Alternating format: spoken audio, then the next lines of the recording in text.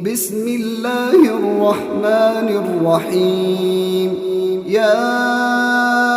أيها المزمل قم الليل إلا قليلا نصفه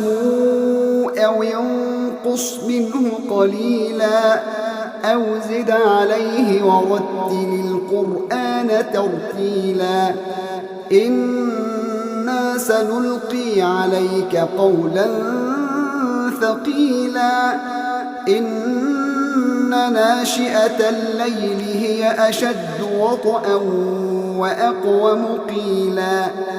إن لك في النهار سبحا طويلا واذكر اسم ربك وتبتل إليه تبتيلا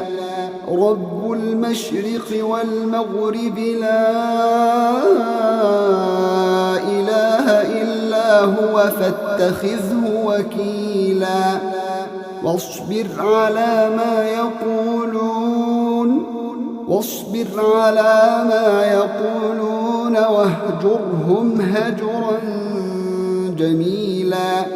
وذرني والمكذبين أولي النعمة ومهلهم قليلا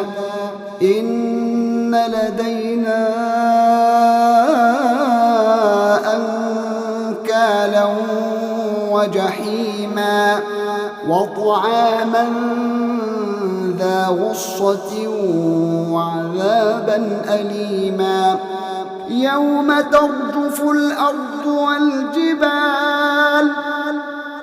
ترجف الأرض والجبال وكانت الجبال كثيبا مهيلا إنا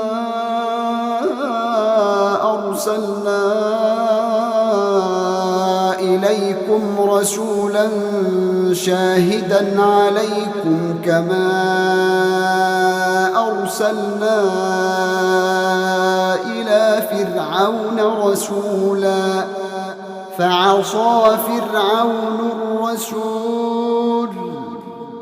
فعصى فرعون الرسول فأخذناه أخذا وبيلا فكيف تتقون إن كفرتم يوما يجعل الولدان شيبا السماء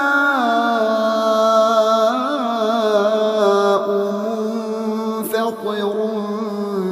به كان وعده مفعولا إن هذه تذكرة فمن شاء اتخذ إلى ربه سبيلا إن ربك يعلم أنك تقوم أدنى من ثلثي الليل ونصفه وثلثه وطائفة من الذين معك والله يقدر الليل والنهار علم أن لن تحصوه فتاب عليكم فاقرؤوا ما تيسر من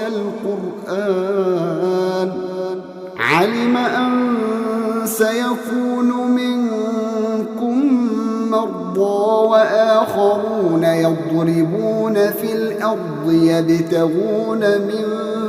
فضل الله وآخرون يقاتلون في سبيل الله فاقرؤوا ما تيسر منه وأقيموا الصلاة وآتوا الزكاة وأقرضوا الله قرضا حسنا وما تقدموا لأنفسكم من خير تجدوه عند الله هو خيرا وأعظم أجرا واستغفروا الله إن الله غفور رحيم